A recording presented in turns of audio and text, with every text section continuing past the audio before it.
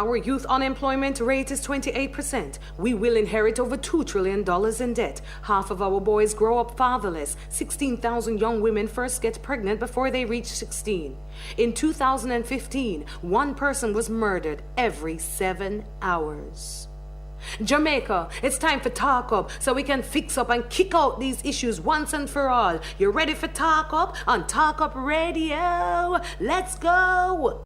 Welcome to Talk Up Radio Show, guys, the voice of the Jamaican youth, brought to you live on the nationwide 90 FM.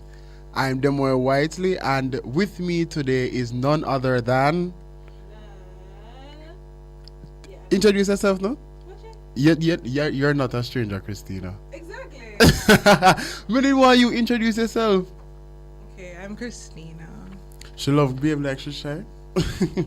Anyways, today is gonna be a great day. Today's gonna be a great show, right, Kristeena? Yes, you know, it will.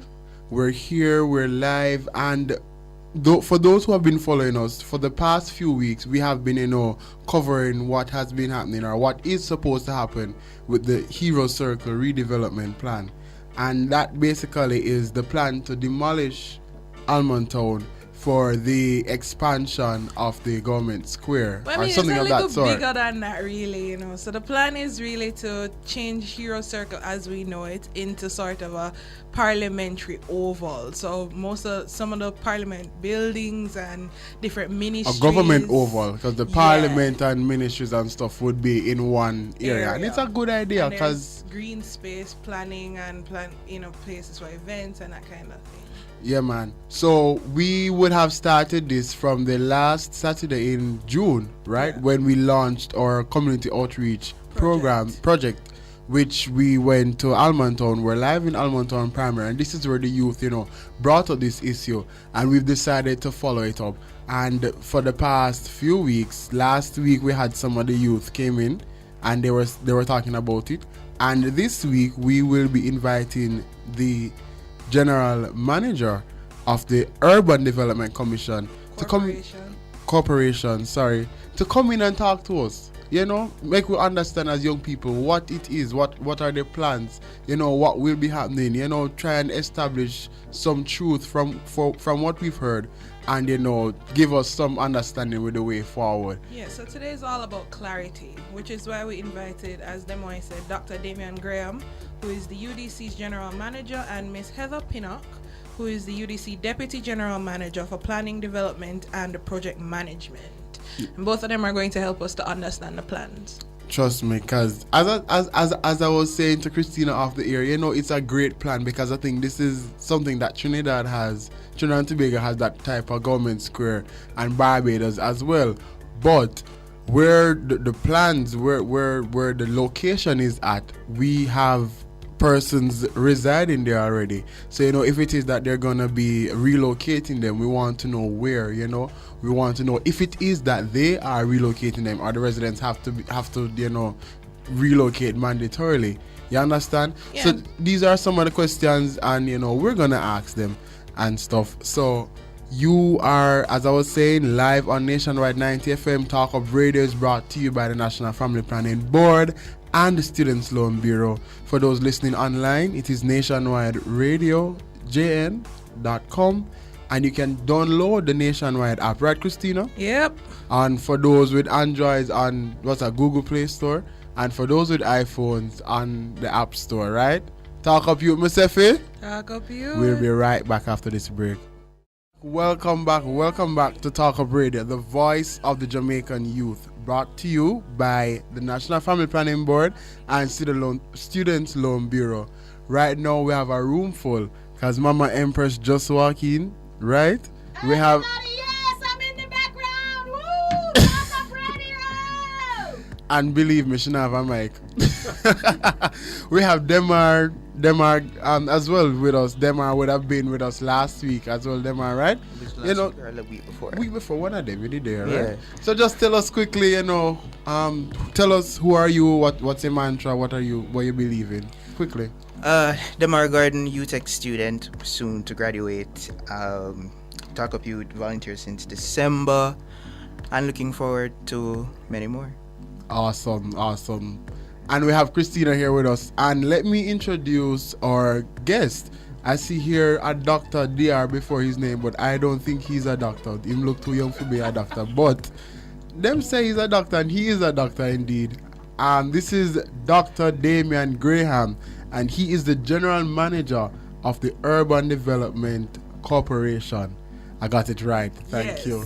Introduce yourself, Dr. Graham. Thank you very much, Demar and Demoye and Empress.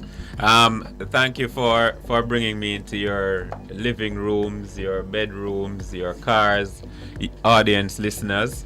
I'm Dr. Damian Graham, the General Manager of the Urban Development Corporation. Yes, I look quite young, and I have the distinction of being the first post-independence born General Manager of the Urban Development Corporation. Wow. Yes. Wow. No, man, that is good because, trust me, we need youth to lead the way in terms of urban development. You get me? Absolutely. So, when I got the opportunity to come into the studio or to talk with Talk Up Youth, I said I wanted to do it in person because when people hear my voice, them say the voice sound like a big man. And then when them see me in person, them look and say, but you look kind of youngish, you can't pass 23 or, Liar to the 19. I actually celebrated my 38th birthday on Monday gone. You're not afraid of God? No. I'm just joking. But so, why am I here? I'm here to have an audience. Certainly, I welcome the opportunity to speak with the youth. Being a young person myself, I don't consider myself, outside of the youth age. I want to connect. I want to get on a down-to-earth level with the youth about what this project is about. And bring it into really simple terms to let you understand that, as a member of the millennial generation working on a project such as important as this that the Prime Minister has put forward, that there's space in there for it. So let's have a conversation about it. That's true. So for those who are just joining us, you might be hearing, the project. What is this project? This project really is the Hero Circle Redevelopment Plan, which, in a nutshell, the aim is to get all the government buildings, to my understanding, in one set geographical location.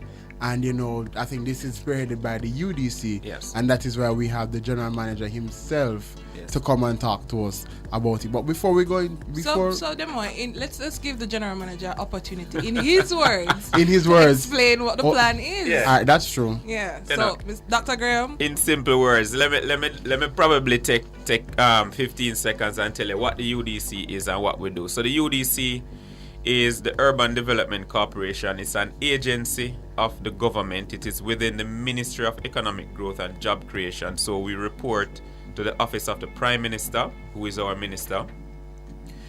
It was formed by an Act of Parliament in 1968 for the purpose of carrying out urban development in urban areas, that is Kingston and Montego Bay, near urban areas and rural areas. So we look at urbanization when towns get too big, when housing schemes and houses and roads are there, but they need more amenities such as hospitals, schools, bridges, road network, to make a town and a community function. So we work together with the Town Planning Authority, the municipalities, the National Work Agency, the Housing Agency, and other agencies associated with works and development to make that development happen.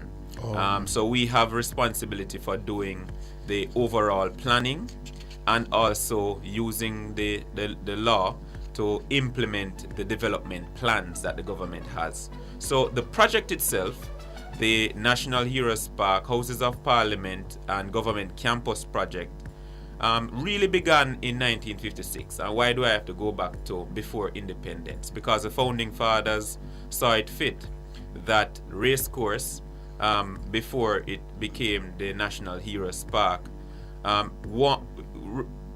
was the place for a parliament to be built, one, and for the seat of government, because the Kingston city capital contained the land in question, Heroes Park.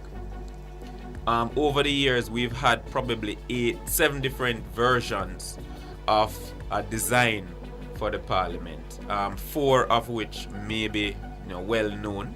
But as early as 1957, the Ministry of Works and Planning under the Ministry of Finance, Department of Works under the Ministry of Finance at the time, did the first design. And there's a famous architect, Lance Bailey, who did that. Practices abroad, and is one of our leading architects that had worked on that. So this government had decided that there is time for us now in this post-independence era. Honorable Andrew Holness is the first post-independence prime minister, and he thought it important that this generation should do something more than just speak about it. We should actually make it happen. That's true. And so we, in 2010 to 2014, UDC tried to get a competition going for people to come and do designs for the parliament. There wasn't much traction. We changed governments again, and this time around, under this administration, the board and the management of UDC have pushed to get that competition going. We're very happy to, and we're going to talk about that later. And then the scope to develop not just the parliament and the museum in the park, but also the beautiful gardens there. The purpose of the park was for it to be a public green space, and for people in the community and in the rest of Kingston to come to Heroes Park. I must mention it is the second largest park in Kingston and St. Andrew, second only to Hope Gardens. It started out with 78 acres in 1738 and is now down to 50 acres. But it is not well used as a green space. We have the outer sections and all of that. So this project is really looking at bringing the government in a central location, the sovereignty of the parliament, making it there in the park so that the people can interact with it. And it is also looking at the infrastructure development of the community. I should tell you that since 1911, Almond Town, Woodford Park, Campbelltown, all the associated communities around there have not had any structured infrastructure intervention. So what has happened over time, the 1-bedroom, 2-bedroom houses, 3-bedroom houses that are there now cannot sustain 3 and 4 families that are there. Yeah. The sewage that needs to support the kind of densities that we have done new planning orders for is not in place. Drainage, the infrastructure for security, such as lights and cameras that need to go into a modern city. Don't forget, Kingston is celebrating 145 years. And so, we have to move the city forward. And so, as part of the Downtown Kingston Redevelopment Plan, the overall development vision is for the implementation of the parliament, putting the government campus in, improving the infrastructure, and all of that to make downtown Kingston a place to work, live, raise families, and for the lives of the community to be better, starting with the youth. Wow, that's a mouthful. Trust me. I have a question though. The grounds for King's House was, it was designated to also be redeveloped and stuff. I wanted to know, are there any other sites listed for redevelopment, and what are the plans, if you mind sharing, for King's House and some of the other locations? Well, at this point in time, there are a number of plans. King's House is further north, so it's not in the parish immediate boundary vicinity of Kingston. There are plans with the Office of the Prime Minister to have some of the buildings on site restored. So we're talking about Jamaica House, we're talking about the Office of the Prime Minister, for it to take a more modern feel and look, and to use more of the land there for public access and gardens as well. I'm not able to speak to the details of it, but I know that in the past and currently there are some plans, and in short time, I'm sure the Prime Minister would disclose some of those. All right, thank you so much, Dr. Damian Graham. You think we're done? We really have a lot more questions, and trust me, him look youth friendly, right? Yes. Him look like a one away, right? That is true. That's true. Well, I'm gonna teach everybody in the studio, and you have to learn this. Whenever we're going on a break or we're going out, we always say talk up youth, myself, and then you shout talk up youth. You're not gonna shout, but it's going to say it loud. So we're gonna try it for this break. Talk up youth, myself. Talk up youth. We'll see you on the other side of this break. Welcome back to the Talk Up Radio Show, the voice of the Jamaican youth on Nationwide 90 FM. Talk up youth, Msefi. Talk up youth. All right, this is the voice of Kristeena joining Demoye finally. So today we're talking about Allman Town. You know, it's part of our community outreach project that we launched just around 3 weeks ago, starting with Allman Town. And when we were in that community, giving the youth an opportunity to speak up about the issues affecting them, this was one of the major issues that they spoke about. It's the anxiety, it's the uncertainty about the overall zone plan, about, you know, will we be moved out of our homes? Where will we go? You know, will we be able to come back and live there after it's been redeveloped? What's happening? We don't know. And so we followed up again last week, and we brought the young people back into studio, and they reiterated the same concerns. They don't know what's happening, that nobody's spoken to them about it. So, you know, being Talk Up Radio, we decided that we have to find the answers for them. So we brought in representatives of the UDC, and we're going to ask them these questions, the very direct, very plain questions that the young people want to have answered. We're putting them to them today on Talk Up Radio. So we've been joined on the phone lines by Miss Heather Pinnock, who is the UDC Deputy General Manager for Planning, Development and Project Management. Are you with us, Miss Pinnock? Yes, I'm here. Good morning. Good morning. All right, Demoye, introduce yourself to Miss Pinnock. Good morning, Miss Pinnock. I'm Demoye Whiteley, one of the co-hosts for today's show, and I think we follow each other on Twitter. Maybe. And we also have Dr. Graham in studio. Good morning, Miss Pinnock. I think I also follow you on Pinnock. On Twitter. Good morning, Dr. Graham. How are you, though? Dr. Graham was asking how you are. Oh, I didn't hear that part. I'm good. Excellent. All right, so let's jump straight in and ask some of the questions that the young people wanted answered. Let's start with the big one. Is Allman Town being demolished, and are the people being moved away? Let's start with Dr. Graham. Well, absolutely not. The brief from the Prime Minister is to have redevelopment of the communities nearby. We have looked at the infrastructure that is required to support a new parliament and museum in the park. The runoff that would be there from having improved garden space and green space within that park would require an improved drainage plan, for example, working with the National Works Agency. That by itself requires us upgrading the infrastructure within the community. To do so, we have the housing stock as part of the inner city renewal, urban housing stock renewal plan. The housing stock within Campbelltown, Allman Town, Woodford Park, all of the areas surrounding that area would have to be improved. And so there is no brief to ad hocly demolish or remove people from the area. It is improving their housing stock, improving the infrastructure, and making their lives better.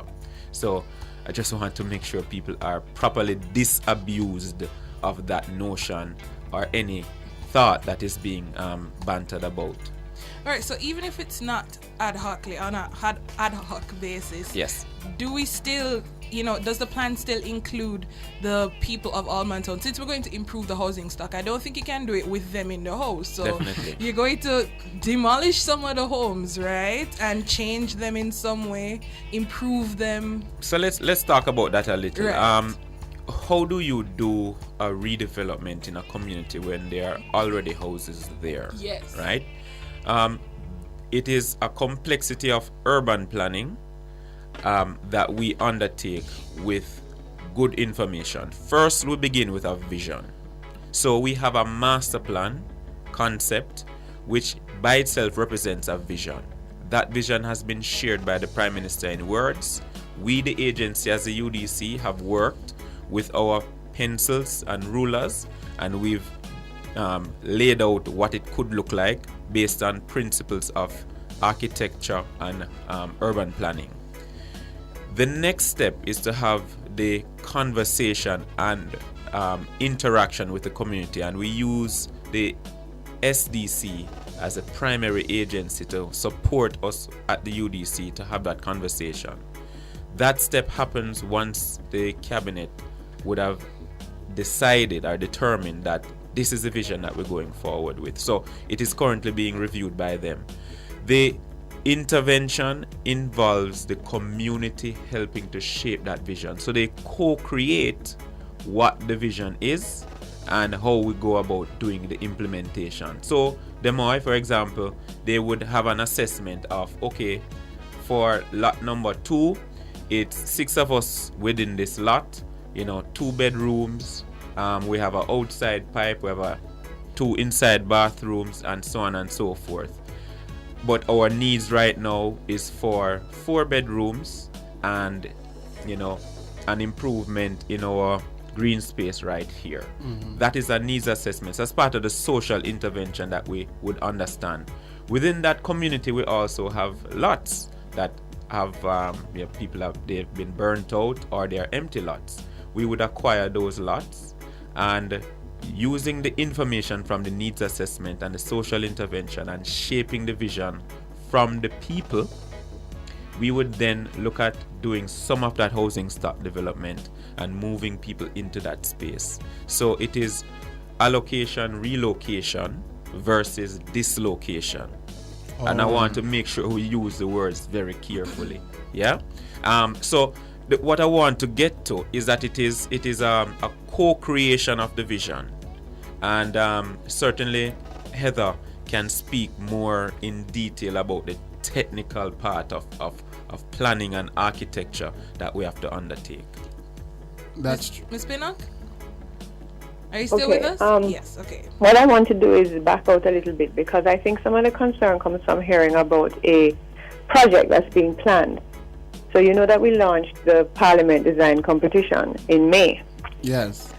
And the Parliament Design Competition is really the core. Looking at the development of a new Parliament building is the core of a development plan that will take up a larger area. Yes. So the Parliament building would be the first phase. And then beyond that, we're looking at developing a government oval, which is a area to focus the government agencies, departments, and ministries around the rim of the Hero Circle. Around the And rim. then, of course, yes. Like where the Minister of Finance now is, and the Minister of Labour and Minister of Education now are. Yes. Yeah, man. Forgive me. Right. I'm listening to what you're saying, and we're looking at a map here in studio. So so continue, Miss Pina, but we're just listening. Right. So, of course, now we wouldn't want to do development of the park and around its boundaries and leave the communities around that without any support. As Right. Dr. Graham said, a key part of what we do is look at what is the infrastructure to support development. So the infrastructure in and around that area is also under assessment. And by infrastructure, I mean everything from the roads, the water supply, electricity, telecommunications, drainage. So in that, we're doing an assessment with the other agencies of government that work in those areas, the NWA, the NWC, looking at the infrastructure. And then, of course, infrastructure is not sufficient to support our community. We would need to look at what are the social implications, who currently lives there, what are their needs, and how do we work towards that. So to support what Dr. Graham said, I just want to make it clear that those parts are not yet detailed, so we wouldn't be able to say we're demolishing anything. What we are doing, what we are working to do, is look at a social needs assessment, understand who is there, what do they need, and then to be able to design for them. So I don't want anyone to think that we have designed something that we're coming to implement. That hasn't happened at all. In fact, as you can see, if I go back to the center of the project, which is the Parliament, even the Parliament is not yet designed. It's open to a design competition, which is going to go on for 9 months. So I want you to understand that these are things that go through a full process in order to happen. So the process, even for the design of the parliament, is looking at another 9 months for us to make a decision. So the design and understanding of what the housing and community needs will be is something that's going to take us some time. So I don't want anyone to think that there are any plans to come and bulldoze. And also that's just not the way we would implement either. It would involve interaction and discussion. And as we also said, we have been working with the SDC. But one of the concerns is we don't want to come and sit with people and say, listen, we're going to do this when we have not yet decided. So as he said, the cabinet has not yet made a decision on how we will implement this project. This is a project that we're looking at how it can be done. And there's not been a full agreement yet on how that will work. So I just want to make it clear that this is something still being considered, designed, and thought out. And that is understandable. So what we're getting is that the core of the project, which would be the housing of the parliament. No, it's from the line. We're getting by core, I mean by geographically, at the center of it. Yes. Right. The general manager was just showing me. So that basically we're in the planning stage where that is concerned, because the competition is still going on, Yes. as you would have just said. Yeah. No, it is currently going on. So Yes, it won't finish on. The competition ends in February of next year. yeah. Oh, whoa. Yes, it takes time. That's what I'm trying The to say. It takes time. registration had closed, Right. and then we have 37 registrants with 207 persons within those Different 37 professionals, teams, architects and other construction professionals. from Jamaica and the diaspora. So, Miss Heather Pinnock, I have a question though. All that you would have said to us just now, was this communicated to the residents? To the residents prior to today, or even the whole competition, the parliament competition? Well, we've had some consultation, but not at the community level yet. And I will tell you, in doing some of our consultations, we were advised to be clear on what we're coming to do before we hold wide-scale community consultations, because this is an area that has been under consideration for years. Yeah. So there have been previous consultations, and there have been consultations, and in fact, people have said they've not seen anything happen. So we don't desire really to go and have consultations that we're not so sure what's going to happen yet. But we see there is concern and anxiety, so we're going to have to roll out another level of consultation. I'm just making it clear that we don't have, everything is not designed yet. In fact, we haven't reached that level of design yet to be able to come to say, I'm consulting with you and this is what we're going to do. So what we will do is meet to do more of a needs assessment and an understanding of what community needs are at this time. Yeah. But I hope that part is really clear. Yeah, man, and this clarity is really helping us, because as you have also mentioned, the anxiety and the fear is coming from not knowing in terms of what the plan is, as we understand that there isn't really a full plan yet, but it's also about we don't know what approach you will take to the development. Is it that you're going to take our consideration? You're going to consider what we feel like in your planning, or are you going to do something that is, from the top down? And the general lack of information and communication, because some things that we heard when we went there are completely June month end, because different to what you guys I are saying. heard that UDC plan on relocating them to St. Thomas. This is something that the young And people this are is saying. Well, let me just start by saying that UDC does not own any land in St. Thomas at this time, so it would be impossible for us to do that. No, but I'm just saying these are stuff that we're hearing, and I'm just telling you that when you hear things like that, you must. A simple question that I can answer that one outright. It's impossible for me to relocate people to St. Thomas. And another thing that we heard, and I want you to look as well with me, Dr. Gordon. They were saying to us that there are plans to demolish all the way from Morrisca Road here, straight to South Camp Road.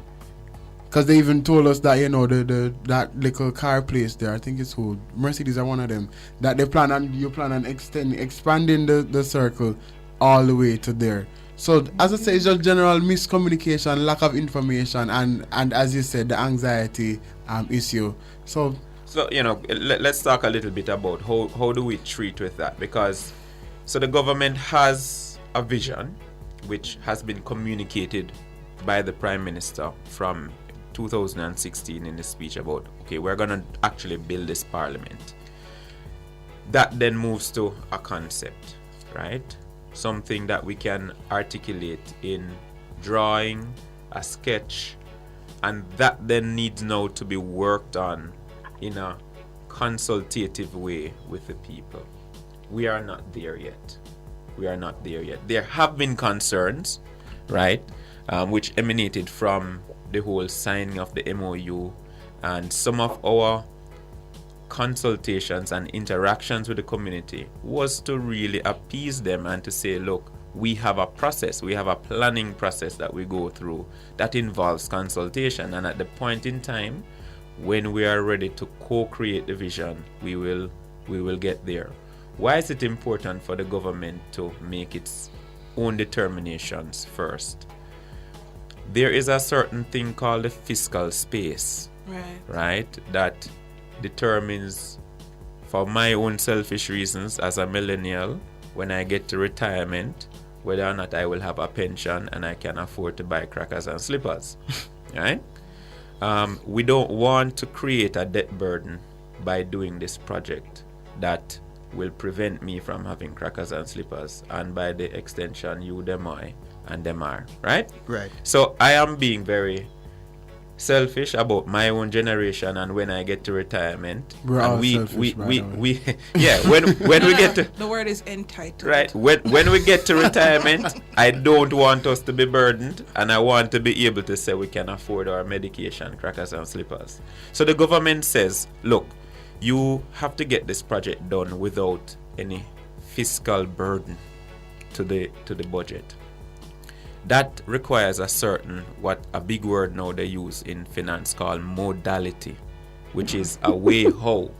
Modality does mean the mode, the way. Dr. Graham, break that down for us, Yeah, please. I was just gonna ask. It means the way how it is going to happen. So you can have a public only project where the government borrows the money or takes from the surplus of the budget to do And the project, to fund it. or you could have a private where the private sector do it, or you could have a joint public and private, Our crowdfunding. or you could have crowdfunding from diaspora and people Yeah, we're locally. looking at that for crowdfunding. Yes.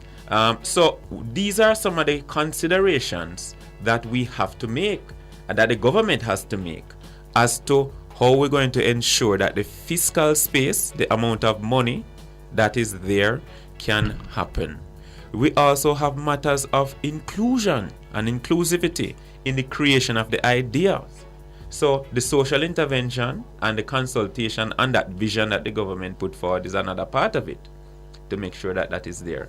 And then also now in the execution, to make sure that the youth are engaged with the employment that is to come, with the contractors that are here on island, that they are engaged and part of the process to be in the construction of these buildings and the redevelopment works that are to take place. It takes time to plan and organize with the complexity of the amount of space that we're talking about. Don't forget, in 145 years ago when Kingston was being built, it took a lot of money from the Crown of England to build it. And we're looking at redeveloping 300 acres out of that space. Right? It is not just the park alone. It is a vision for downtown Kingston that is affected. So, as Ms. Pinnock mentioned earlier, we're looking at drainage. We're looking at housing stock. We're looking at the Water supply. Water supply. We're looking at the electricity supply. Infrastructure overall. Sewage. We're looking Internet. at internet. You know, the modern city Can they downtown has and to they be- on Twitter? yeah, it has to have Wi-Fi. You have to have cameras. Yeah, all of these things. You know, you have to look at mass transit because we had tram cars in the heyday of Kingston.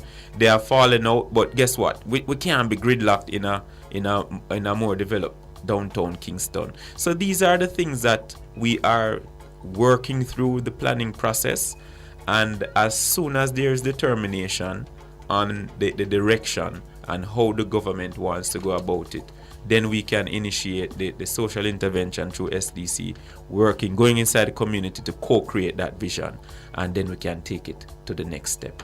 All right. So as we talk about steps, let's lay down some steps right now so that the Allman Town residents can know when it is that this leg of the whole phase will happen. So right now there's a competition and you're going through the plans for the park.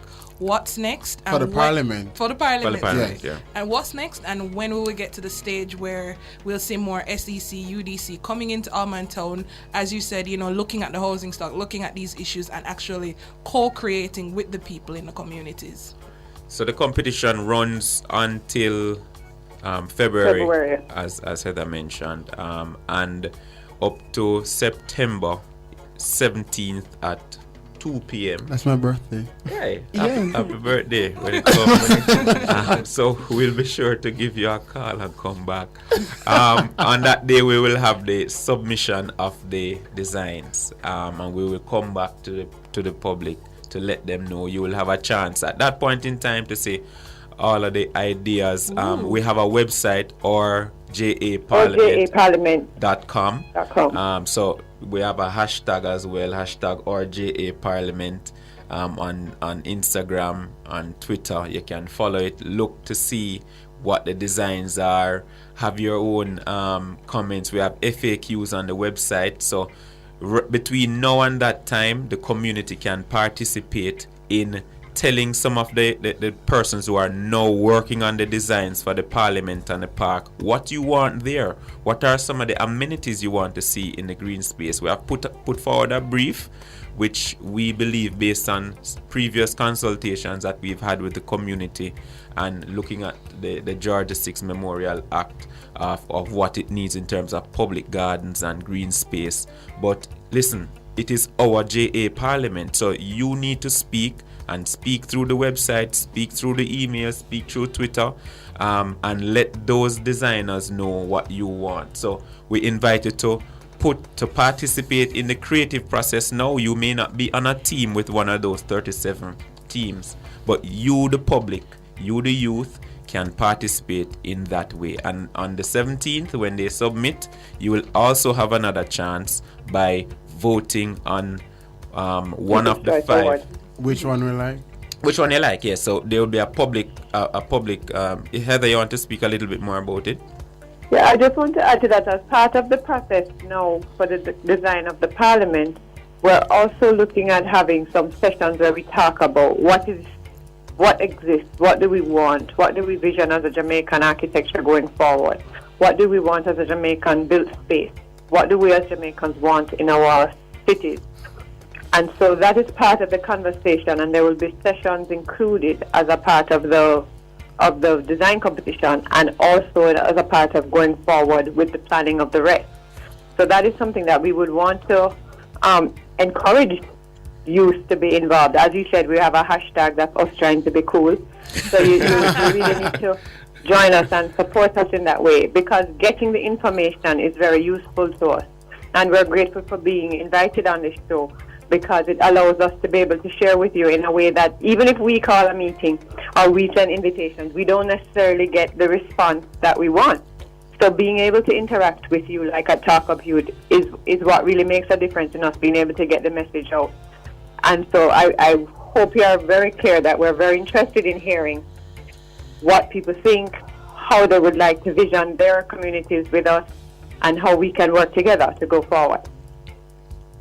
All right, so I love that we're getting all of that information, but it looks like Mama Empress has something to say. Well, hello, UDC. Hello, Empress. Good to have you on the radio. I'm so glad that the young people were able to probe. It's an issue I see across the island, where lack of communication between the government and the citizens. All ministries, every parish we go and we train in advocacy and governance and the Constitution, and we ask young people, they have no idea about the simplest things of how government works and the role they play. Duty to care, when we're looking at the citizens' role in development. Now, we've heard about the complexity of urban development planning, but sometimes we have to ask the citizens, and I want you to assist us in giving the citizens a vision of downtown Kingston restoration, the ultimate vision of the UDC in Kingston and the surrounding areas, and what role can the citizens play outside of just this and Almond Town, because we're going to other communities in Kingston. So when we ask about how the citizens can help to build the city, what is it that we're doing wrong as citizens when it comes to garbage, when it comes to burning, peeing on the roadside? And I was with the mayor, His Worship Demoye Williams, yesterday, and he talked as well about the complexities of urban planning and urban development. I want to know what I can do when I go buy my house downtown, how I can buy into the vision and play my part as a citizen in Jamaica. Ms. Pinnock, help me out. Well, the first thing I would say, I will allow Dr. Graham to talk about the vision. But one of the important things, I think, is that we need to learn to live as community. Living in community is something we're not so used to or good at. And the basic tenet in that is treat others how you'd want to treat yourself, how you'd want to be treated. It's really the golden rule. I wouldn't want somebody throwing garbage in my house, so don't throw garbage in someone else's house. Even when you're driving, when you're just consideration for each other makes all the difference. And also, you will notice all over Kingston, you see a lot of construction. Kingston is being densified rapidly. We have a large population. We have to find ways to house them and ways to move them around. Dr. Graham spoke of mass transit. But when we have things like multi-story housing and mass transit, one of the most important things is how we treat each other in those spaces. When you have multi-story housing, for example, be considerate of your neighbors. Stay there, Ms. Pinnock. We're going to have to take the break and come back and be considerate of our neighbor with the vision, and then we're going to end with the UDC. But I have to follow the rules. These young people are giving me the rap signal, you know? They're in charge. We're going to take a break, and then we come back. But very important point. All right? Be your neighbor's keeper. We'll soon come back. Oh yes, this is Talk Up Radio, a Talk Up Youth initiative, the voice of the Jamaican youth on Nationwide 90 FM. Today we are powered up and fired up by the National Family Planning Board and the Students' Loan Bureau. My name is Empress Golding and I'm the old girl in the room. Yeah, I'm with the young people and I'm so proud of them. We're going into communities, lifting communities, probing, developing, empowering, and that's what we do as an entity, a social enterprise. And these young people have been probing for 3 weeks, going into Almond Town and trying to bridge the gap and put communication in place so that whatever plans the government, the urban development corporation, yeah, hear me, commission. So much, let me tell you, acronym kill me. In this country, acronym kill me. Hashtag it. Every day there's a new one. TUI. You understand? UDC, SDC, all kind of C. BCC. What that one there? Yeah, what is that? British Broadcasting Corporation. You know, I don't like you. I don't like you. Ms. Pinnock, thank you so much for being with us. But let's finish off with your statement about how the citizens can play their part in urban development, please. You said yes, well, we have to. As you can see, all over Jamaica, a lot of exciting development is happening. UDC can't take credit for all of it, but there's lots of exciting stuff happening. And I do think it's important that as a country, we recognize that living together in small urban spaces is different from living in my house, 100 feet away from, 200 feet away from my neighbor in a rural setting. And how we live together, particularly in urban areas, is very important. And as I said, it's really about being considerate about your neighbor. Don't throw things out that will mess up your neighbor. Don't play your music or your TV so loud that it bothers your neighbor. And those are the things that make living together in a smaller space something that we can enjoy. Excellent. And it's an important part as we densify. And I'm sure you all see the construction happening. Yes, we do see it. And as I said, you're on social media, UDC. Yes. So we can follow you, which is where you all live. So decide to follow. You decide, young people, who to follow. But we'll definitely stay informed and continue to inform our peers, our young people. Thank you, Ms. Heather Pinnock, UDC Deputy Manager, General Manager, Planning, Development, and Project Management. Really enlightened us today. Thank you again. Thank you for having us. All right, and we'll give you the opportunity, since you're in studio now, Dr. Graham, and since you say you're a youth, to close off and share with us the vision of the UDC. Well, again, I just want to thank Demar, Demoye, Demoye and Demar. He's pointing to the wrong one. Pointing the wrong way. He's been doing it, and I've been allowing them to just accept it. But you know, Dr. Gordon, Demar, Demoye. Well, Wait, Dr. Gordon? Since you said Dr. Gordon, I'll What did I correct just you. say? Graham. Graham. Yes. Oh, we mixing up each other. Yeah, red card in the Empress. I got a red card. Okay. For that. Yeah. So, for me, just to wrap it up, thank you very much for giving us the opportunity to come face to face in your living rooms, in your cars, in your homes, wherever you are, and to really have a frank conversation with you. By no means it means this is the last time. We want to be back here. We want to, at any opportunity, you have a question, approach us, and we try to be trendy with social media. Call us, email us, however you want to have a discussion. Just in closing, the vision for the wider development of downtown Kingston includes upgrading the housing stock, the creation of new green spaces that include parks, active recreational spaces for football, for sports, for jogging, basketball courts, swings, nestled within the communities that we're talking about here. It will mean a better future, not just for the Jamaicans now, but for the Jamaicans of the future. And the idea is that the redeveloped downtown Kingston will create a mecca for tourism, e-commerce, and public-private partnership opportunities within the communities that are there, because it's really the small business, and as Heather mentioned a while ago, each house that will make a community better. We want to see the redevelopment project that will create new low-cost housing, improvement in the housing stock that is there, and within the designated environments, make business better and just make the lives of people better, because we believe that Kingston, downtown Kingston, can do that, to be a flagship for the rest of the Caribbean and make Jamaica a place to live, work, raise families, and do business. Thank you so much, Dr. Graham, Dr. Gordon, in your next life.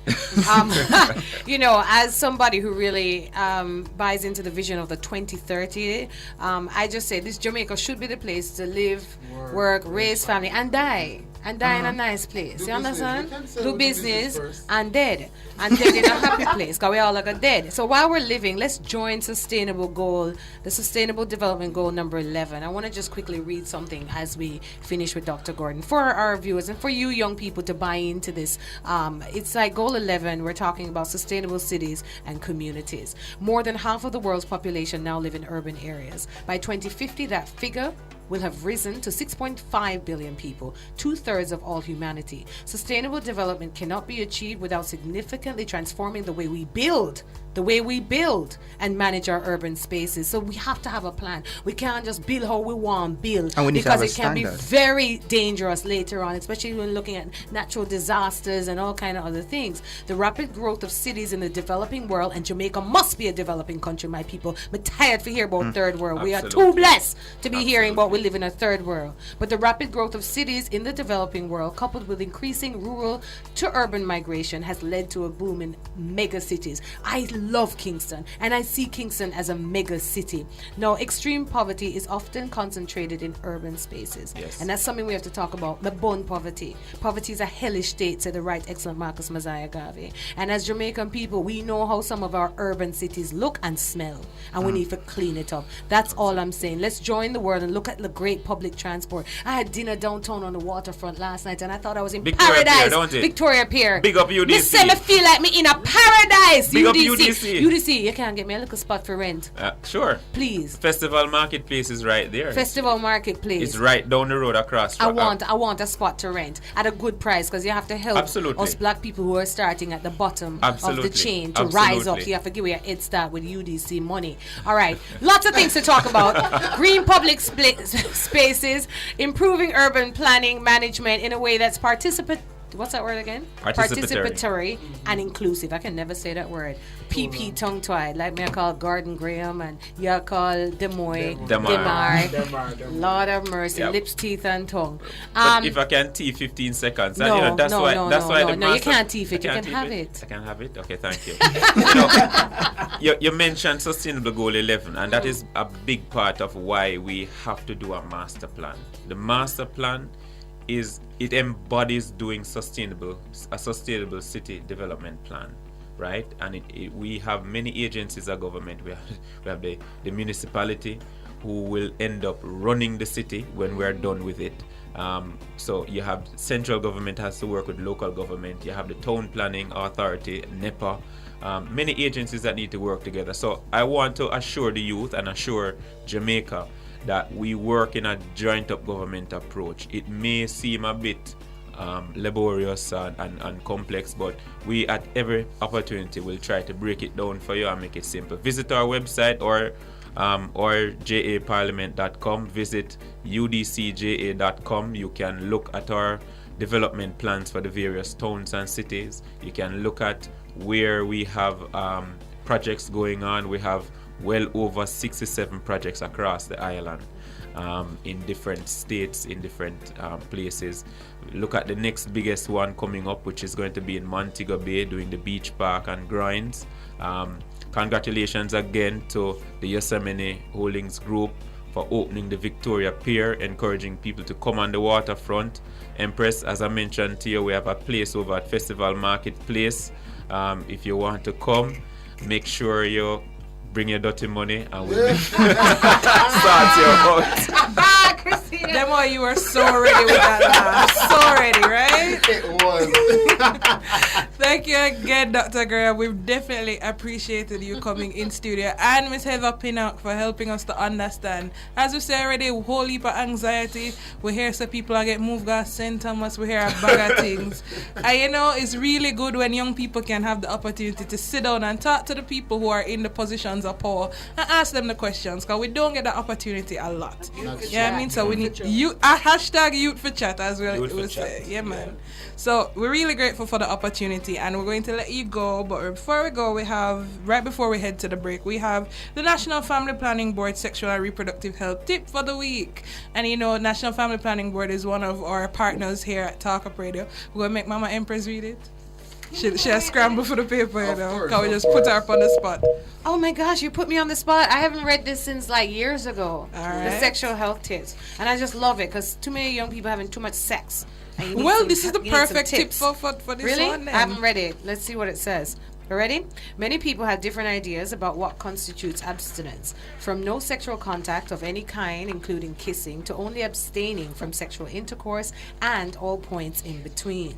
This is one major reason why potential sexual partners should be frank about their decision to be abstinent and outline ground rules. If you are a young person who has decided to be abstinent, make sure you let your partner know your sexual limits, so they can respect and obey your rules.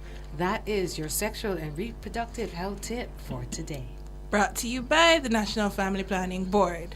So, Demoye, how you feel about that one? About the tip? Yes, about the abstinence tip. Abstinence tip. Well, I'm a Christian, you all know.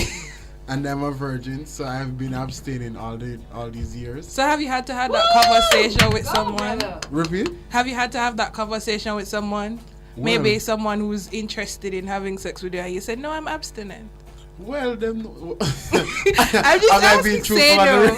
Say no if not. You cannot come So on you've never turned down somebody Listen. before, Demoye? If you are, this is really cool. Can we talk about masculinity and the issues in our Jamaican culture where a man feel him off and go, whatever the term, I'm so old now. Whatever you have to do at 14 and 15 and being pushed to do. And let's just talk about HIV with young people and teenage pregnancy. We really need to have these frank conversations. And how do you navigate the situation where, as a male, we all know when the breeze blows, what happens to you? And how do you deal with, the breeze blows and everything is, out of whack. But when your hormones are raging, the testosterone is happening, you're liking somebody, and you have to navigate that conversation and say, listen, no, I'm not ready for this right now. How do you do it, Demoye? Or even not today. Not today, simple. Well, for me personally, I will just tell you I'm really not interested today. I'm not feeling this type of vibe. What if she calls tomorrow? Busy tomorrow. You can always use that. I have one conference, a meeting, church tomorrow Sunday. I have church in the morning from 7 to 7. Trust me. So, but that's me, and other persons. And as you said, Empress, this is a serious issue because especially men, they don't know how to navigate their way when they don't want to do it. Yeah, a lot of them don't know that they can say no. Because if them say no, it's one or two. So it's either them homosexual. Yeah, so them play up on the other side, or them no want she specifically, or probably they can't perform where they need to perform. And males have their ego, are really to act up on that. So it's kind of difficult for a man to say, I don't want that. But men, I'm just here to say, you can say no. You can say no. Probably find a nice way to say no. What other nice way is there? Just say no. Yeah, that's it. Yeah. Well, It's not you, it's me. The NFBB actually put out a pamphlet one time about 100 and odd ways to say no. Really? There's like my head hurting me, I'd have to go to church, I left my pot on the stove, like there's a million and one ways. But anyway, guys, just know that you can say no and you must say no if you want to say no, alright? That's true. We have to go to a break. When we come back, we're talking to Bresheh, Randy Mclaren on the phone about his digital foundation involvement and that kind of thing. Soon come back. Talk up youth, myself. Talk up youth. Welcome back to Talk Up Radio, the voice of the Jamaican youth on Nationwide 90 FM. Brought to you by the National Family Planning Board and the Students Loan Bureau. And we're joined today, right now in the studio, with Rochelle, Reid James, and Jerome Cohen. And they are from the Youth for Sustainable Development. We get it right? You notice how many did I gauge it? Yeah, concentrate. I was so concentrating. But we're here, I'm here. This is the voice of Demoye. You're here with Demar as well. Kristeena is in the background there. And I'm just gonna ask, before we go into the conference, just tell us about yourself and then we'll go into the conference. So let's start with the beautiful lady here, Mrs. Rochelle Reid James. Hi everyone, hi listeners. So thank you so much for having me. I was a former youth ambassador up to 2017 with responsibility for the United Nations, and that is where I fell in love with the sustainable development goals, and I think that's probably one of the more important things about me. I'm very passionate about the sustainable development goals. I think if we're going to achieve them, we have to own them. So I think that's a good starting point. Yes. And the man in the studio, if it was a TV, he wouldn't need an introduction, but because of the radio, let us go. So, Jerome. All right, thank you for being here. It's so long I haven't been here, it's too long. But I'm Jerome Cohens. Hello, listeners. So for me, I think, from teenage years, I've always been involved in sustainable development, trying to get opportunities for young people to better themselves, coming out of an inner city, and just helping as many persons as I can. Now, I'm almost out of youth age, and I'm still very much passionate about just helping people, and not just people, the country. That's true. Hold on, let me run in because Jerome is a season 5 panelist, Yes. from Talk Up Youth. So I had to mention that. Anyway, go ahead. Thanks, Kristeena. What indirectly, he would have said that, but season 5, right? Yes. That's a long? That's a long. For true. But anyways, they're here to talk to us today about the Youth for Sustainable Development Conference, which will be from July 26th, to the 27th, which will be in Kingston. Yes. All right. So tell us about Youth for Sustainable Development, Rochelle. So Youth for Sustainable Development is an organization that was started in 2015 when I became a youth ambassador, and I started it as an effort to encourage more young people to understand what the sustainable development goals meant to them and for them to take ownership of it, because I strongly believe in youth-led socio-economic growth and development, and it was an avenue to fuel that. Following the Youth Ambassador program, I decided not to leave it alone, but to make it a bigger organization and to do more projects. And with Jerome encouraging me over here, we decided to start and have a conference this year focused on sustainable development goals and pairing it with the Vision 2030 National Development Plan for Jamaica. Because when you have these different development agendas, young people probably look at it, okay, this is something that the government going to sort out, right? Well, you have a role to play in that. And also wanted to pull on, as Jerome mentioned, he's almost not a youth anymore. Well, I am way not a youth anymore. And we said, but we should still be able to do development work. That's true. You don't have to be a part of the National Youth Council. If you're too old to be a part of that, then what you do? Is it that you can't be involved as a young professional in youth work? As a millennial. As a millennial, exactly, because millennials are not 20 years old right now. You know? True. Right, Kristeena? We have to face that harsh reality every day. Yes, and we still want to serve. We still want to be involved. Well, how do you get involved? How do you still serve? This is one of the avenues, and while this is the first year of the conference, we'll be having more conferences as the years go by, but this one is focused specifically on social entrepreneurship, which is a new catchphrase for some, but it is a reality, an opportunity to get involved in sustainable development actively while still earning money. That's true. That's nice. Right. So tell us, why did you create the Youth for Sustainable Development movement? The Youth for Sustainable Development movement was created specifically to promote youth-led socioeconomic growth.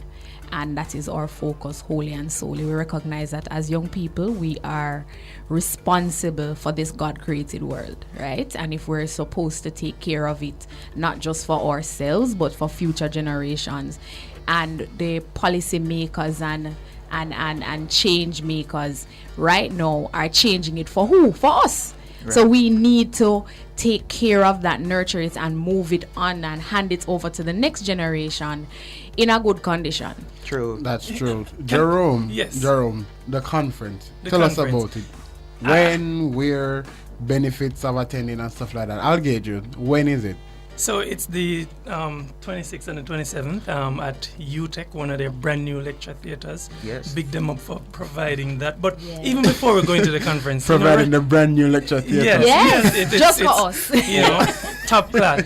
When you go to a young person, right, a youth, and you say, what is Vision 2030? What are they going to say? Some of them don't tell you, some know. Some you know, but we've heard the saying, it's the to make place Jamaica, to live, place work, to live, work. Live, work. You see? One another, yeah. You don't even I know, because I said but it just now. The question is, what does that mean? That's When you ask that follow-up question, you'd be surprised that even some of our top youth leaders can say, okay, well, you know, it's just to make Jamaica, and they repeat the same thing. This conference is aimed at digging into it as young people to understand. Listen, it's improving social life for Jamaicans. It's focusing on economic growth, and importantly, we make up about 60% of the country. So when we come together and do something towards these goals, we'll eventually have a better country. All right. Well, we have to take a quick break. When we come back, we'll continue to find out more about the Sustainable Development Goals and the conference and all of that. But before we go into the break, Rochelle, you've been to the studio before, right? This is my first time at the studio. Good, you know me like teaching. Anyways, when we're going out on a break and we're coming in, we have this chant. We also talk up youth with Sefi, and then everybody you see Jerome quickly just that. We say talk up youth. So after 3, 1, 2, 3. Talk up youth, Miss Sefi. Talk up youth. I'll see you after this break. Welcome back to Talk Up Radio Show, the voice of the Jamaican youth, brought to you live on Nationwide 90 FM. You're hearing yours truly, Demoye. We have Empress in the studio, running the background and play on her phone. Hey! Talk up, you! And again, she's still not have a mic and she's so loud. We have Demar here in the studio with us. We have Kristeena around the back there. And we have Rochelle and Jerome who are talking to us about the Youth for Sustainable Development Goals Conference. I think I got it right just now. Yes. All right. So we were talking to Jerome before the break about, the conference itself. How do I register? So I think I'll take that one. Take that so one. To register for the conference, all you have to do is visit our website. It's youth4sd.wixsite.com. That wait. Let me go Repeat slow. again. Youth, Mm-hmm. the number 4, Yes. SD, Mm-hmm. dot Wixsite, WIX, WIX. SITE, Oh. .com, .com. / con 2018. Con 2018. Yeah, as in conference 2018. And then the easier way. Yes. And the easier way is just to visit our sponsor, Vantage Point. They have an office at 78 Barbados Avenue in New Kingston. You can go there to purchase your tickets. And if you can't reach any of those locations, if you're outside of Kingston, you can call me at 876-997-3876. 876-997. 3876. I hear you say to purchase the tickets. How much? What's the cost? So the cost of the tickets, $5,000 for both days. For both days. Yes. Including Alright. lunch and Including Everything. lunch and Yes. the materials and Yeah, man. stuff. material and the Wonderful. brochures. That not sound bad for the 2 days. And we also have a business showcase at the end of day 2. And at the business showcase, we're going to have other social entrepreneurs there, investors and so on. So you get a chance to network. We are trying to teach young people how to network because Your networking network is important. Your network is your net worth. So true, so true. Alright, so tell us, when I do come, who am I expecting to hear from? Well, we have we've planned the conference so that it's a journey, right? We're assuming that you know very little about sustainable development and you know very little about social entrepreneurship. So the first presenter will speak about the sustainable development goals, the Vision 2030 plan, and where the gaps are, where opportunities to build a business will come from. I think the speaker that we're most excited about overall is who will be speaking at the end of the conference, which is Rochelle Cameron, and she's going to be doing a motivational speech to kind of get you all excited about going ahead and starting your business. We have a number of interesting panels and panelists. Some social entrepreneurs who are quite accomplished, for example, Bresheh is going to be there. Randy over there? Yeah, man, he will definitely be there. We also have Plant Jamaica, we have Def Can Coffee, and a number of others that you might have heard and you're wondering, okay. They're doing it. Yeah, they're doing it. Why can't I? So, okay, I want to do it. What do I like? I like to sing. How can I make a business out of that? How can that impact the sustainable development goals? So the purpose of the conference is to answer all of those questions for you, and at the end of it all, to help you to develop a viable business. And the conference experience goes way beyond just these 2 days, because we'll continue to have workshops and innovation labs and that kind of thing to help you by the end of this year to have a business, a real business. All right, so Rochelle, I want to understand, what is social entrepreneurship? What is it? You don't have to give me the definition itself, but give me an idea. And then after that, I want you to give me the link or tell me the relationship between social entrepreneurship and sustainable development. So social entrepreneurship in a nutshell is somebody who wants to make money and create an impact at the same time. Making money and creating an impact or making change, right? And your focus is not one or the other, but both. So, simplified way. An example of a social entrepreneur. Talk up, youth, Empress Golding. Yeah. Quite so. Right there. And sustainable development goals. So what we found is that many of the sustainable development goals probably are tied to government projects, but there are actual initiatives going on now that help to improve our standing or how far we are in achieving the sustainable development goals. Now, one of the biggest things, and taking back the same example, Empress Golden, Talk Up Youth, many persons are not fully aware. So this would focus on her Empress's activities here would focus on goal 17, which deals with partnership. If you get more persons to understand the sustainable development goals, then they will start engaging and coalescing around it to effect change. So really, the purpose of the conference is for you to identify something you love. Empress loves young people. She loves working with young people and love to see young people grow and flourish. That's something she loves to do, and she's tied it with a purpose and a business. And then the next step is to tie it with a sustainable development goal. Yes. And that's exactly what the conference is going to do. Another example, I hope I'm not talking too much, but another example I love to use is Talk of youth. another example I love to use is Plant Jamaica. Now, companies like Plant Jamaica or Bresheh, they recognize first that there's an issue, right? An issue, probably they were looking at the sustainable development goals, or if you take Defcan Coffee, they were looking at the SDGs and said, boy, there's a problem. But then instead of just sitting down and saying there's a problem and quarreling the government need to fix it or UN need to do something about it, they said, okay, let's do something to how can I start a business? I notice this problem, but I want to start a business and I want to make money too. So they match that problem with an opportunity. And you hear about SWOT analysis all the time. So it's basically a SWOT analysis, a problem, an opportunity, and an opportunity to make money. And that's simply what we're doing. We can't be focusing so much going into 2018, 19, and 2020 about landing a job. As young people that need to get realistic, we need to be job creators. Yes. That's true. And we need to create opportunities for ourselves. But it doesn't mean that we need to rape the earth or the environment. It means that we can contribute to it while still making a living. That's true. That is so true. I want to ask both of you though, any one of you who want to jump in and stuff, how is it that the youth can get involved with first the Youth for Social Development? Sustainable Development, sorry, that's the group or that's the movement. How can the youth get involved in that? I mean, firstly, well, sustainable development, it for me personally, I think it's just always this broad topic. It's always, I think, and one of the things that I'll be doing on my panel is just to identify the smaller targets. What can you do in Almontown that impacts, sustainable development? It can be as simple as not eating parrotfish or not supporting persons who are selling parrotfish.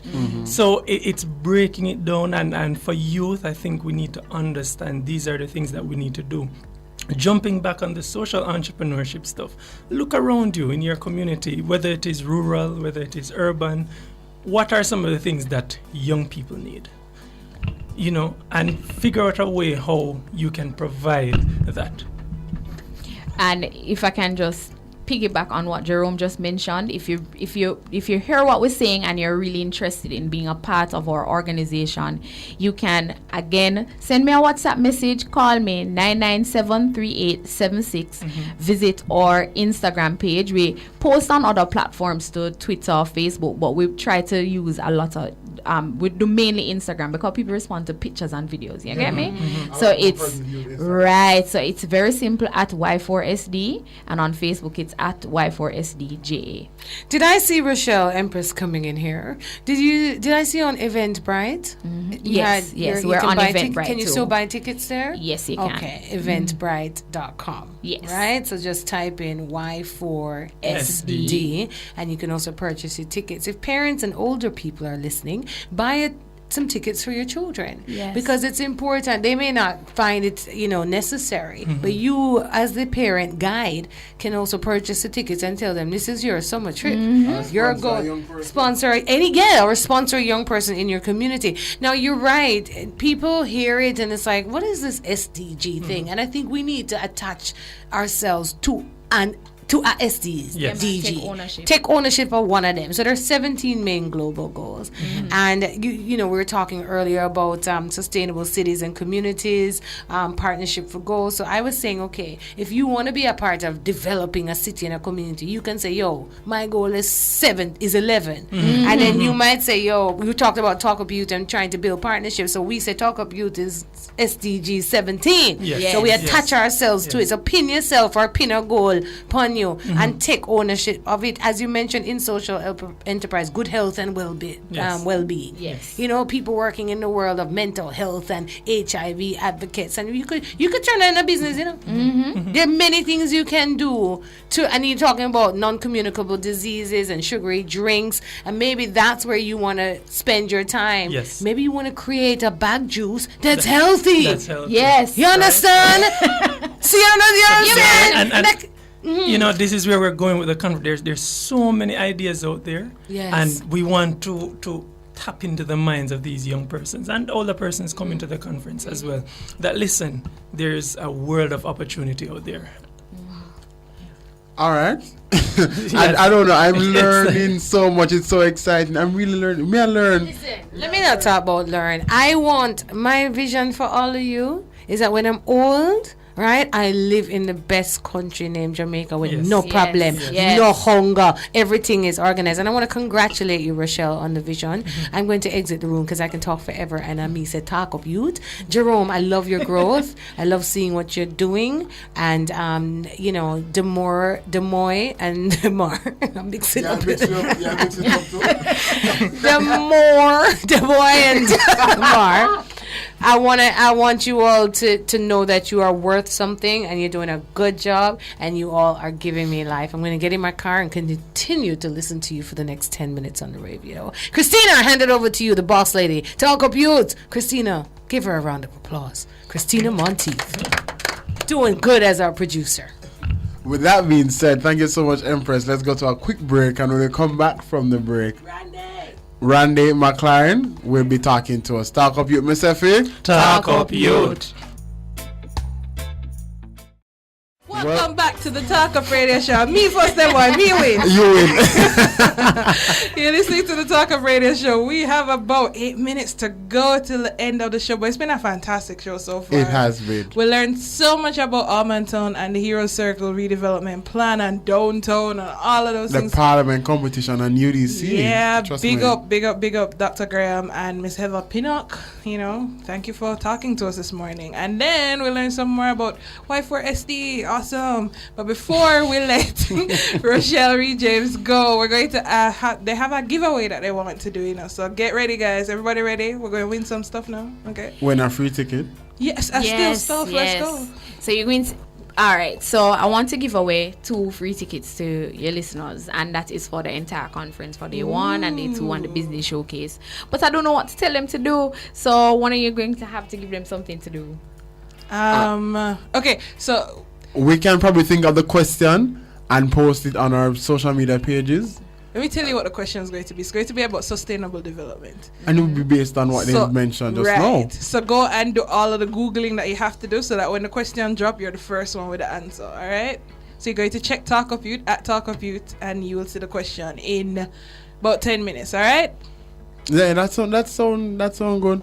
Excellent. And I look forward to seeing the Talk Up Youth team at the conference. Yay. Kristeena, Yago? I can. Why? Because Talk Up Youth production season is in high gear.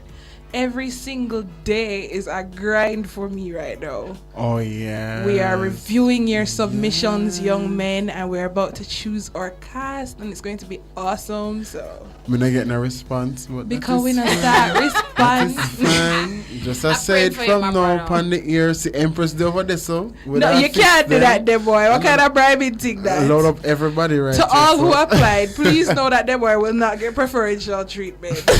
Anyway, thank you so much, Rochelle. Thank you guys so much for having me.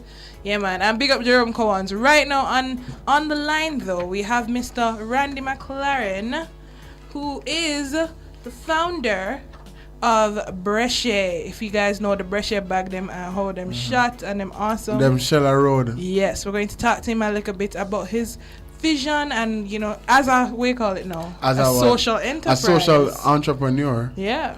So, Randy. Yes, greetings, everybody. My brother, what going? There. I'm in Mobile right now, just did the first night for Reggae Sumfest with the Bresheh team. What? I like, get there Sumfest, Randy?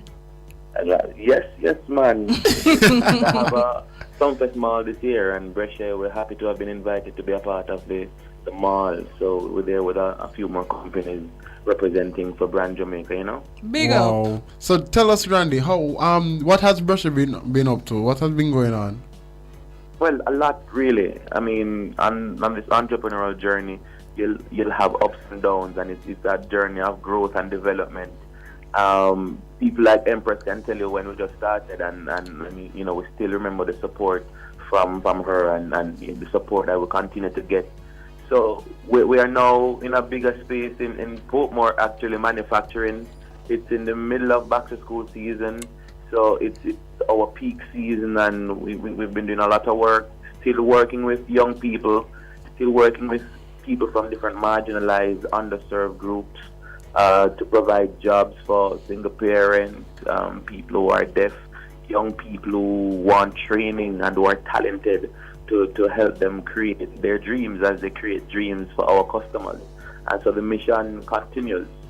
Yeah, man. You know, see, Demoye, you know, see, Randy said them in a new space in Portmore. Randy, guys, listen, Randy move from St. Thomas. When Bresheh started out in 2015, two brothers on the veranda with one machine and big dreams. Yes, I remember. Randy, how far I come from though? And how far and Bresheh come from? Yeah, so man. We have a far way to go. But we've been growing, as I said before. And young people listening must know that entrepreneurship can be a very fulfilling journey, especially if you know the why that you're doing the enterprise for. You know, that must be at the core of it, because that will keep you going whenever you have those moments that you feel like, you know, but I want to do this thing. The why must be greater than the money, and which is why it's a social enterprise. That's Balance true. is important. The people, the profit, and the planet. Without taking care of the environment, then you have no you have no me, you have no Bresheh. You know, which is why we try to run a sustainable enterprise where we use the offcuts to produce products. We collect your used clothes that you don't have any more use for, and we say, all right, give it to us. We'll upcycle them and we'll make products with them. That sort of a thing, you know. So the mission is what we're about. And we're helping to improve people and improve families and trying to grow this Jamaica land where we love. So, Mr. Randy, Demar here. Yeah. So This is how Demar. has the support of the Digital Foundation helped Bresheh? All right. So recently, last year I was away as a part of the Young Leaders of the Americas Initiative, and then I found out about this program. I think I got an email from the Violence Prevention Alliance about this grant opportunity at Digital Foundation. It was busy, it was hard, but we needed this, so we took the time out and we started putting a plan together. Got some help from a friend, Kim Issa Sherlock, in putting the final document together. Big up Kim. And so essentially, we applied, we got through. Grateful for that. We now have a commercial embroidery machine, so if talk of youth want to print their logos, we can do that for now.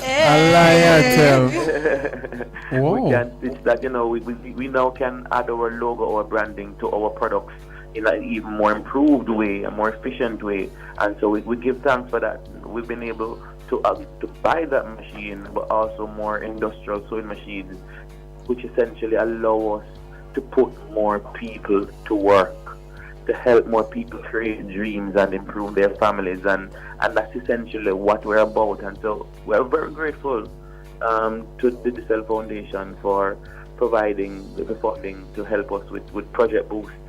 And we're well underway with back to school preparations now. So if you're out there and you need a backpack, you need a tote bag, whatever it is, once it's a bag, you can get in touch with Bresheh. Now is the time. Trust me. Big up the Digital Foundation. Yes, indeed. Well, Mr. Randy, all I know is that I need a bag right now. You should see the state of my one right now. Oh Lord. Oh Lord. Yeah. Oh, Let yes. us work with you to change that, my brother. A bag for all. That's true. Yes, man. Kristeena has the number 893-9713 890-5910, or just email us sales@Bresheh. Look for us on Instagram, Facebook, Twitter. Pick Bresheh. It's very easy. Send in the information for what you want, and we'll help you make that dream happen. It's as simple as that. All When right. you support us, you Big up support your yourself, brand Jamaica. Randy. Big up yourself. We love Bresheh. Everybody in there go and get a Bresheh bag if you don't have one already. And we're so hopeful and glad to see Bresheh grow from strength to strength. We love the mission and we're watching you, all right? We are. All right. Enough thanks. One love. Yeah, man. Respect yourself, Randy. Sorry, I had a odd moment just now. All right. Big up also to the Digital Foundation. You know, this segment was all about them because they're one of our premier partners. They are our premier partner for the Talk Up Youth Community Outreach Project. Boy, this today is not good for remembering the Trust acronym. me, we have been mentioning a lot of acronyms from morning, so we can understand when we mess up some of them. Yeah, man. So next week, as we wrap up, we have to say next week is our stop 2 on the community outreach project. We will be downtown. Yeah, man. Come join me live with the team. Where we going? Mangolon. It's in Fleet Street area, Parade Gardens, and it's on the corner of Tower Street and Foster Lane. So that's where we're going to be talking up with the young people from those communities about what's going on.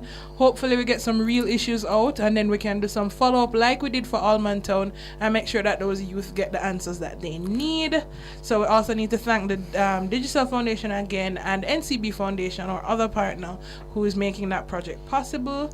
Big up Shaniel Gordon, our new intern. Hey, Shaniel. Woo! Okay, so excited to have an intern, okay? It's amazing. How do you feel now? You know, remember those days when you were an intern to now you have an intern? I feel seriously old. But we're not that old. Like I'm teaching. We're what not the hell? that old. We're not that old. So we keep telling ourselves until we reach a certain age. We're very old. All right, guys, I'm about to post the question for the Y4SD conference on our Twitter, so get ready to DM us with the answer. Also, right before we go, one last big up we need to big up. I want to big up Valerie Nita Robinson. Right, okay. I have to big her up because the Valenita Robertson. Yes, trust me. Yeah, see? Well, this is a good thing to remember. Valenita Robertson, that competition on Twitter. Yes, you know she's a famous big time lawyer in Jamaica. QC. Yes, and she ran a competition on her Twitter that gave young people the opportunity to comment on the Vybz Kartel case and sort of outline their idea of how the arguments for the case would go. Mm-hmm. And the person who won was able to go to court with her, and we want to be so proud of her and so excited because we don't get those kind of opportunities. And for a QC at that to come and engage us in such a highly publicized court case and to give because the thing Kristeena failed to mention was that the person would have had to be studying law at either UTech or UA. So it's an actual law student practicing what you're learning. That must have been an incredible opportunity. I wish so many more people would do that. I wish people who did radio and TV would call in the young journalists and say, come look what happens in a newsroom every now and then. Yeah, because we're locked in a classroom for 4 years from high school, exactly. From basic school, high school, primary school. They were about to go off. They were about to go off. I can understand. But trust me. But we have to go though. We really have to go. Thank you so much for listening to us today and for joining us every single week. We love you. We're glad to bring you the update from Allman Town this morning. Big up the UDC again because they really came out and decided that they were going to help us today. Remember, next week we're coming to you live from Mangolon. Talk Up Youth, Musefi. Talk Up Youth.